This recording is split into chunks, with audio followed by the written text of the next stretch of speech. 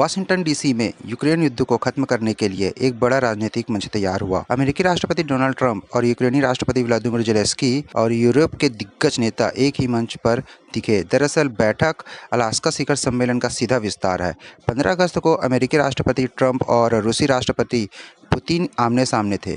मकसद था यूक्रेन युद्ध पर किसी समझौते तक पहुंचना, लेकिन नतीजा पूरी तरह नाकाम रहा। इस सम्मेलन के बाद पुतिन का कहना है कि संघर्ष को खत्म करने के लिए उसके मूल कारण को दूर करना जरूरी है। वहीं ट्रंप का कहना है कोई समझौता तब तक नहीं होगा जब तक असल में समझौता नहीं हो जाता। वाशिंगटन में पूरी दुनिया की नज़रें इस नई बैठक पर थी। Britain, Germany, France, Italy, Finland और यूरोपीय संघ के प्रमुख यहाँ मौजूद थे। ट्रंप ने घोषणा की कि वह ज़ेलेंस्की और पुतिन के बीच सीधी बैठक कराने की कोशिश कर रहे हैं। साथ ही अमेरिका यूरोपीय सुरक्षा गारंटियों का समर्थन करेगा। लेकिन इस बीच यूक्रेनी राष्ट्रपति ज़ेलेंस्की ने साफ शब्दों में कहा, रूस को उसके युद्ध के लिए पुरस्कृत नहीं किया जाना चाहिए। क्रीमिया और नाटो छोड़ने के दबाव का सामना कर रहे ज़ेलेंस्की पुतिन पर लगातार हमला बोल रहे हैं।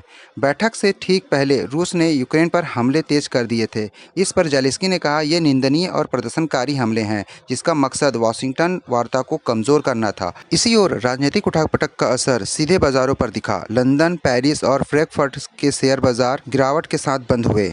तेल की कीमतों में भी तेज उतार चढ़ाव आया क्योंकि दुनिया रूस के भविष्य पर नज़र टिकाए हुए है। इस पर चीन की ओर से एक बयान आया, सभी पक्षों से जल्द एक निष्पक्ष और स्थायी शांति समझौते पर पहुंचे। चीनी प्रवक्ता माओ निंग ने उम्मीद जताई कि कूटनीति को मौका मिलना चाहिए। दूसरी तरफ पुतिन ने बेलारूस, कजाकिस्तान और उज्बेकिस्तान के राष्ट्रपतियों से फ़ोन पर बात कर शिखर सम्मेलन का ब्यौरा बताया और उन्होंने भारत के पीएम मोदी से भी फ़ोन पर बात की और सम्मेलन की वार्ता की जानकारी साझा की। इस पर पीएम मोदी ने एक्स पर पोस्ट कर बताया और उनका आभार जताया। इस बीच अमेरिका ने भारत पर दबाव बढ़ाया। व्हाइट हाउस के व्यापार सलाहकार पीटर नवारो ने कहा कि भारत द्वारा रूसी तेल खरीदना इस युद्ध को फंड कर रहा है।